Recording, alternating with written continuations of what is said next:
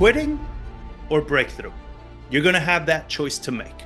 Am I going to quit or am I going to break through? The thing to remember here is that pressure always precedes progress. You think it's a sign to quit, but it's actually a signal that you're on the edge of leveling up. Leveling up doesn't happen smooth and nice. Leveling up always comes with pressure, always comes with resistance. Quitting isn't logical, it's emotional. I learned this from Tony Robbins a while back. He said it, he's like, whenever there's a problem or something, he's like, I get excited because he's like, ooh, I'm gonna learn something. And I was like, that's so good. I have a fun training today. I actually this conversation with my coach yesterday. And I was like, you know what? We don't really talk about these things all too much. So I figured it'd be fun to bring this up. To me, this has been my superpower since I got started in this business. And I want to share the superpower with you guys for you to start building it. And pretty much what this is you're going to have a choice in your career in real estate. If you're not going through it right now, you're going to go through it very soon. And it's going to be quitting or breakthrough. You're going to have that choice to make. Am I going to quit or am I going to break through? And in those moments, that decision isn't as pretty as we think, as clear as I'm making it seem right now. Most people quit right before the breakthrough. You've all seen that meme on social media. That's the guy digging for diamonds, right? And then the other guy turning around when he's like a foot away from the diamonds. There's a reason why that meme is so damn popular, because that's the truth. That's what we all do. And for me, I've shared a lot of these stories. I've had many, many, many, many, many moments of wanting to quit. Way too many. One year, 2021, I had approximately 2 to 3 times a month I wanted to quit, and it was a it was a long year. Um, and it's not that we want to quit because we're weak, but it's more because we're tired. We're tired. We feel burned out. We feel fried. We feel like we're sort of just beating our heads against the wall, right? We feel like it's like, fuck, I've been doing this for, you know, this many months, or for me at that time, I mean, it had been over 10 years. And it's like, and I don't feel like I'm making much progress, right? It's just like I start kind of feeling confused. There's doubts that keep creeping in. It got to a point where I was like, I don't even think I know what the fuck real estate investing is. Like, I was like, I just suck at this. Like, I don't get it. Like, obviously, I don't get it. Because if I did, I would not be struggling this much. And these are the dialogues that were going through my head at the time. And and it's funny because like in that moment, what feels like the end of what you're doing and everything is actually the what gateway to everything that you've been working for. Like, let that sink in because of how powerful that moment is. You understand? Like, in that moment, when you feel that, it's typically the gateway. Every single time I've gotten to that point, I knew on the other side was my breakthrough. And where I've said, like, I developed my superpower is I've learned to recognize that moment. I've learned to understand when I feel like quitting, I'm like, all right, let's go. This is what I've been waiting for, right? And it's not something you can even like. Trust me, I'm all about cheat codes and getting places faster, and I've tried to cheat my way to it, and it's not like you literally got to feel that burn. You got to feel fried. You got to feel that moment of just like and that's the moment when the breakthrough happens. But if you're like, oh yeah, I'm gonna quit right now. Let me see if I can make this work. No, that doesn't work that way. I've tried. It just doesn't work that way. So let's talk about some patterns. So the before any major transformation happens, there's a buildup. right? We've heard it. What do they use it? They use it with lobsters, diamonds, all these things. Before something happens, there's got to be buildup. There's got to be pressure. There's got to be something that breaks through, that creates that magical moment, right? Butterflies. I mean, whatever the hell you want to learn, you want to look at, like everything has that moment of extreme resistance. And those moments of extreme resistance is typically when we start doubting ourselves, right? Because I don't know why it is that we create this lie in our head that the hardest part of everything is making the decision to start. And it's like, sort of. That's one part. But then there's the next parts of making the decision to stay, making the decision to continue, making the decision to push through. It's not one decision. And the problem is, like, we go at this for a while. And then when it starts getting tough, we're like, fuck, I thought I had it. Like, really? Really? Like that? You thought it was just going to be that simple? You thought you were going to build a business that was going to give you your life's dream, and all you had to do was just show up on occasion and just do some stuff here and there, and that was going to be enough. I know it sounds funny, right? But we kind of say those things. We kind of think those things, right? Those are the things that's why we start losing that momentum. That's why we start beating ourselves up, because we're like, no, it has to be more than this. And the thing to remember here is that pressure always precedes progress. So you think it's a sign to quit, but it's actually a signal that you're on the edge of leveling up. And I want you to write that down. I want you to make a note of that, because I've shown a lot of you guys this all the time, right? I have sticky notes all over my desk in my office, because there's a lot of things that when I'm in my darkest moments, I don't remember, because my mind's job is just to protect me and protect my ego. So I have these sticky notes to remind me, stop being a bitch. But it's also remind me of, like, you're here for more, right? You're here because of these moments. You knew you were going to feel this pressure. You knew you were going to feel this feeling of defeat, of like, again. That's how you know you're getting ready to level up. Leveling up doesn't happen smooth and nice. Leveling up always comes with pressure, always comes with resistance. Quitting isn't logical, it's emotional. Nobody quits because it logically makes sense. Like you were saying, oh, this makes sense. Let me pull back, let me regroup, let me build up my reserves, and then I'll jump in again. Bullshit. Entirely bullshit. I've seen this way too many fucking times. People pull back because that's what they told me when I first started coaching.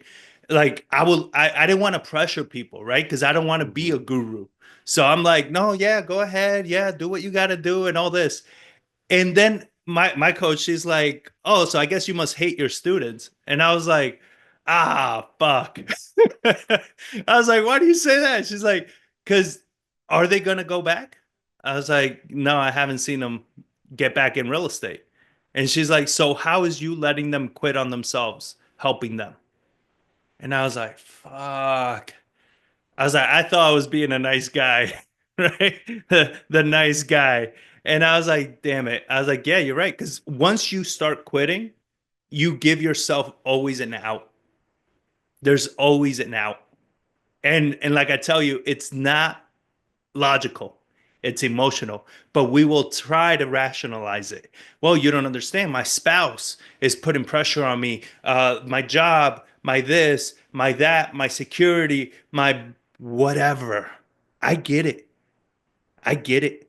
All I'm saying is that it's all fear, all of it. Because when you truly believe in yourself and in what you're doing, there's nothing that makes any freaking sense for you to give up on it. Not a damn thing. When I started this business, when I started doing this, I was flat broke. It took me 3 years to get real traction. Do you know what was the tipping point for me? My son was going to be born in a month. And I promised my wife that she wasn't going to need to work anymore after he was born because she wanted to be home with him.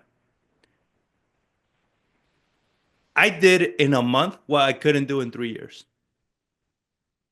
Why? Because I found myself on my bed applying for Home Depot.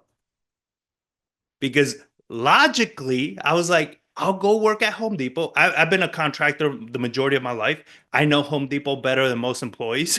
So I was like, fuck, that's an easy job for me. I'll be working there and I'll get to network with investors. Look how smart I am. I'll get to network with investors. This is genius. This is so smart. It makes so much sense. Man, I'm happy the application takes like 2.5 hours because like 15 minutes into it, I was getting nauseous. I was like, you're quitting, you little bitch. And I do talk to myself with that much love, guys. I'm getting better at it, but I do talk to myself with that much love. And I just shut down the computer and I was like, I'm gonna make this shit work. But it had to get to that boiling point for me to dig deep and make the shit happen. And I haven't looked back ever since. This way, like, and don't get me wrong, this was, I told you, 2021 was another time. My son was born in 2015. 2021 was another time that I quit that year 3 to 4 times a month. I was quitting. John, he's not on here, but you can ask him.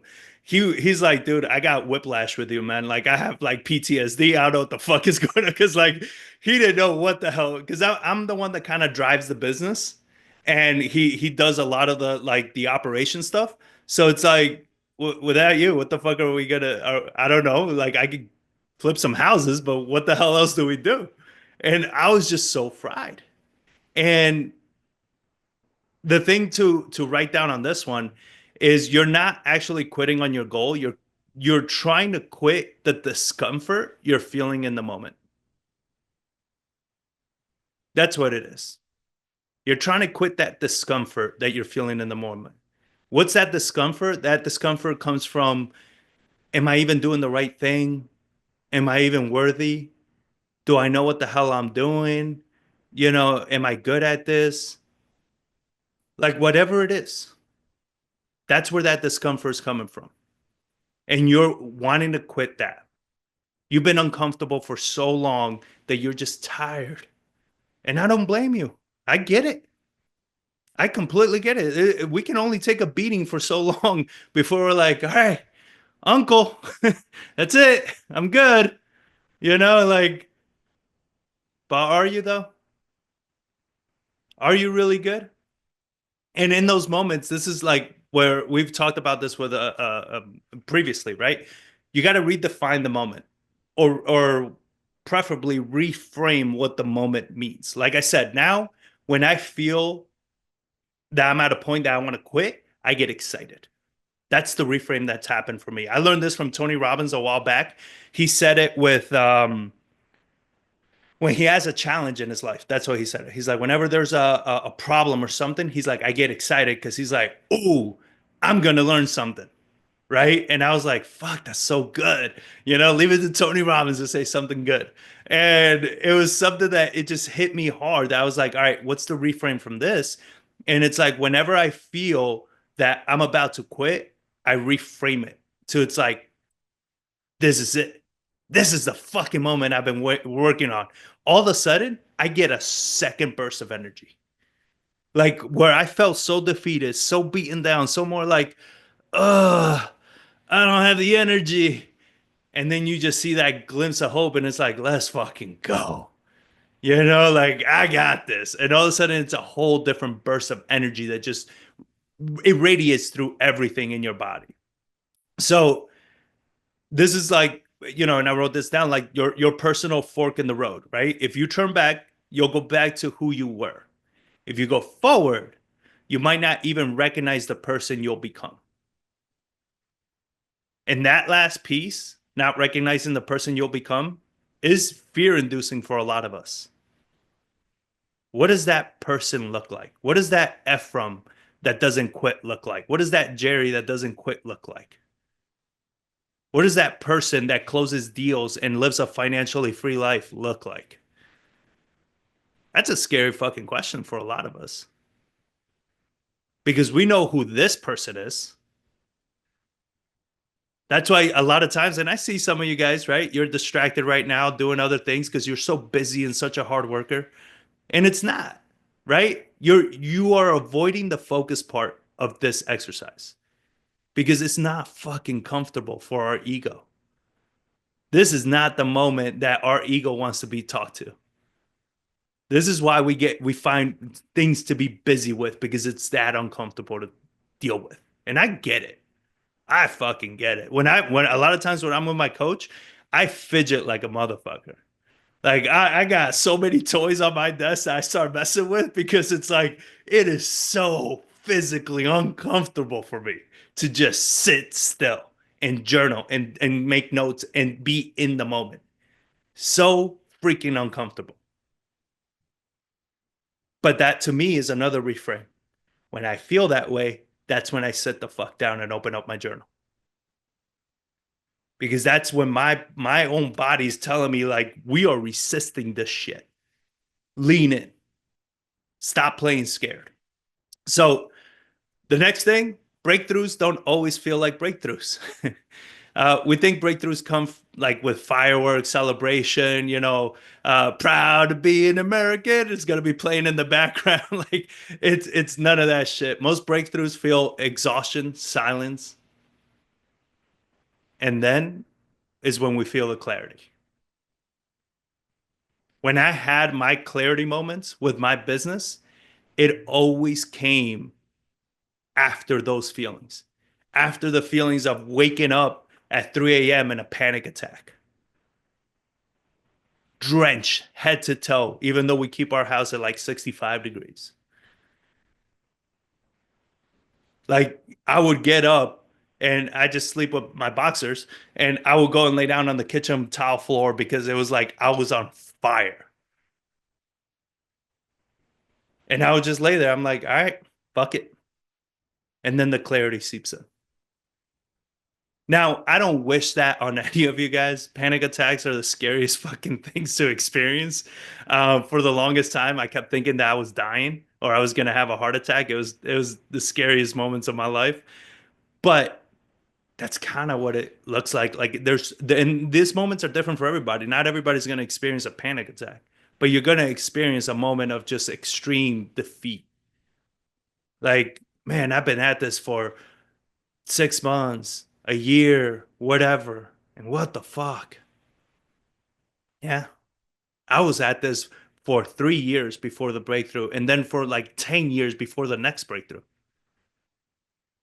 It's exhausting. It is fucking exhausting, but it's worth it. So, what happens if you don't quit? The exercise I like to look at in these moments, um, picture yourself 6 months from now after you quit. What does your life look like? If you quit, if you quit on yourself and your dreams right now, 6 months later, what does your life look like? How would you feel about yourself? What will you tell others? What will you tell others when they ask you what happened with this? Because that's a fear for a lot of you guys, right? I mean, there's some of you guys that I've, that are your one-on-one students, and we have this conversation of like, what does our father-in-law think of us? What does our family think of us? What does our, or whoever is significant to us think about us? Because we're a failure in this. Is this going to be another moment where they're going to be like, yeah, I knew he was just a dreamer. I knew he was full of shit. I knew he wasn't going to do it. I knew she couldn't handle it. What are they going to say about you? You got to like lean into that shit because a lot of us, we look at what Ephraim was saying, right? Like right now, it made sense to quit. right now, this moment. It made logical sense. It made perfect sense. I'll just quit, regroup, get my shit together, wait for these things in life to magically fucking go away because that's what life does, and then I'll jump back in. Really? I promise you, you won't. And I've seen that with way too many fucking people because you don't quit on the work. You're quitting on you. You're not quitting on the work. You're not quitting on, oh, making calls is just so hard. Working with buyers is just so difficult. It's none of that shit. You're quitting on you. You're done with you. You're done with trying and with chasing your dreams because nobody told you that living the life of your dreams was going to require some work. These assholes. I saw a clip the other day of I love watching any story with Kobe Bryant. That guy is a fucking model of like persistence. But he had fucked up his shoulder. I don't know if he popped it out of socket or something happened. He fucked up his right shoulder during the game. And the guy that works with them, the medical guy, comes up and he's like, "Yeah, you fucked it up. We got to wrap this up. We got to bandage it. We got to protect it." He, without missing a beat, he looked at him. He's like, "I got another one." Like to him, it was not. He was not done in the game. And the guy looked at him like, "The fuck do you mean you got another one?" Kobe went back in, kept putting points on, shooting with his left. I get goosebumps thinking about it because it's like, and what are your excuses? He didn't have to do that. He's still worth millions of dollars. He could have chilled and nobody would have judged him for it. They would have been like, oh, yeah, he fucked up his shoulder. How can he play basketball? I mean, your shoulders are everything. There's no quitting for him. Why do you allow quitting in your life? Why will you allow quitting in your life?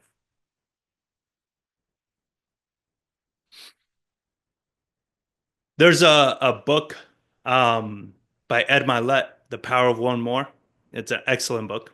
But and this concept comes from pretty much that book is that what happens if you push through just one more step? I know you want to quit right now. You're tired. You're exhausted. I get it. Just do one more thing before you quit. Just stick it out one more day before you quit. Try one more thing before you quit. Now, this doesn't just apply to real estate. This applies to everything in life. Marriages, relationships, exercise, health, everything. Just one more day. Just one more step. And the reason you do this, the way that you can do this, is by reviewing your vision. Review that. Review your vision. What was the reason you decided to even do this in the first place? And here's a trick to it. The version of you that wins isn't superhuman. It's still you. You just built it up so much in your fucking head that you gotta be missing something. Right there? You bring that up sometimes, right? Like, I just need better sales skills. I need better closing skills. I need better. No, you've already closed deals. You've already done deals. This isn't the first time for you. You're not missing shit other than just the belief in yourself. That's it. That's all you need is reestablish that belief in yourself. Now, I put together like a last call it your last push protocol. Um, so you're in that moment, you're getting ready to quit. Let's give it one more push. So first off, you're getting ready to quit. Pause. Take a deep breath. Why? When you're getting ready to quit, you probably amped yourself up. You amped yourself up to a point where you're like, yeah, fuck this. I'm just gonna go and I'm gonna do this and I'm gonna set it up this way and I'm gonna do it this way and blah blah blah and then I'll be okay. right? You're like, because you're trying to make sense of it and trying to make a decision so fast that you don't let your brain step into it and your feelings be like, hey, what the fuck are you doing? You know, you're just trying to move quickly. No, no, no, no, let me just go ahead and do it right now before I change my mind. Take a breath, slow it down. And when you do that, reconnect with your why. This is why I tell you all, write it down, have it out there. Your badass list, right? The 50 things. For those of you that are new, your badass list is 50 things or more of things you have accomplished in your life, going as far back as you can remember. There is nothing too small. Hey, I learned to walk. Fuck yeah, I learned to walk. I walk like a champ now. I can walk anywhere. I'm the shit. You learn to drive, right? You maybe graduated high school. Maybe you got some diplomas. Maybe you've closed some deals. Maybe you found the right spouse. You've had kids. You got yourself through college. Whatever it may be. Every single win. There's nothing too big or too small. You started new hobbies. You prioritize your health. Whatever it is. That's your badass list. The reason we need this, guys, is because we often forget, and this is a lot to last week's training, we often forget the power we actually have, right? And the shit we've actually accomplished. We always think about what's missing, but we never think about what we've done. And if you remind yourself on a regular basis all the amazing things you've done, there's no reason why you can't do more.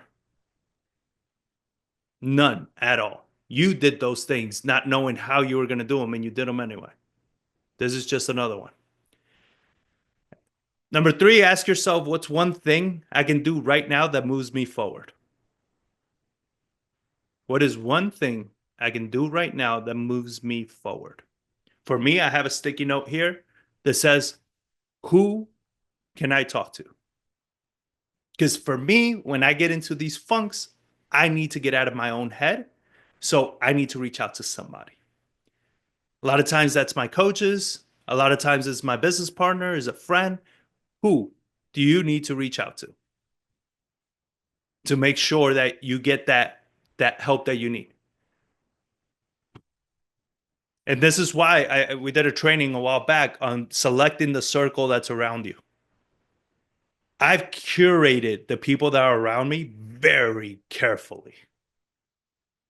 When I'm in these funks, there's only less than a handful of people I will reach out to. And any one of those people loves me and will encourage me and will pump me up. And if they see that I'm really fucked up, they will hop on a plane and come to me. Those are the people you need to surround yourself with. Do that one thing. Step number 4, whatever that one thing is, do it. So for me, again, it's reaching out to somebody. Don't think about it. Do it. Oh, I don't want to. Somebody, let me see. Peter, oh, you're here. There you are. Peter, a lot of you guys, Jerry, I've dealt with Ephraim, right? I don't want to bother them. It's the middle of the day, or it's late in the evening, or it's a Sunday, or it's this. I don't want to bother them. You fucking kidding me? You don't want to bother them. What you're saying is that you're not worth the help.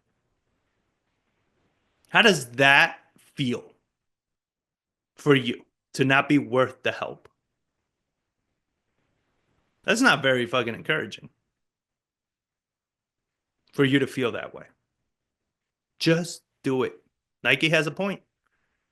Just do it. Like, don't overthink it. Just do it. Just take action. What if they don't answer? Then they don't fucking answer. That's it. Nothing else happened. They're not going to drive to your house and smack you in your face because you reach out to them. And if they do, you have the wrong person you're reaching out to. There are going to be times that they're just not going to answer. Maybe that wasn't the person you needed to talk to at that moment. Have you thought about that?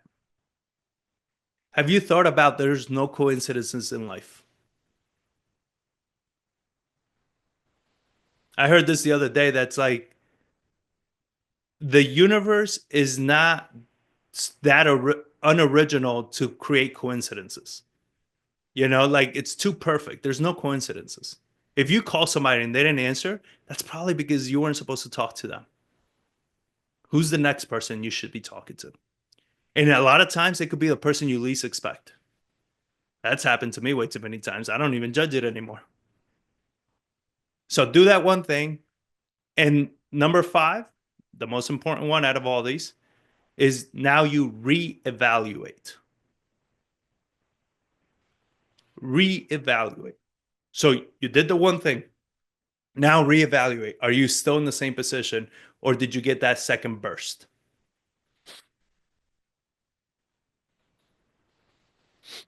And lastly, on this, you're always just one decision away totally from a totally different life. You're just one decision away. We did this talk a while back. You're 2 millimeters away. Tony Robbins always talks about this. You're 2 millimeters away. This moment that you feel like shit, you feel like the world's ending around you, you feel like you don't know what the hell tomorrow even looks like, it's gonna pass. This shit doesn't last forever. You've been here before. You're gonna be here again. But the decision you make in it, that will shape everything moving forward. It's not the moment that's the thing, is the decision you make based on that moment. That's going to change everything. And like I tell you guys, like, I get it. I get the shit's tough. I get the shit's hard. And do you really want it any other way? Go get a job where all you got to do is just show up. Because that's kind of what it seems like the world's shaping out to be right now. It's like fucking participation trophies. Just show up. That's it. You get paid. Like, that's some bullshit. And it's bullshit because like we as humans need fulfillment. We need purpose in life. And when all you have to do is just show up, it gets to a point where you just start feeling dead. It's not enough anymore. You want purpose. You want progress. You want to make an impact. And you should. Because life is so much fucking more fun when you do. So I want you to have this protocol written down because I promise you all, if you're not going through it right now, you will go through it soon. There's going to be that moment where you want to just quit. And you're not quitting on the work. You're not quitting on real estate. You're quitting on you.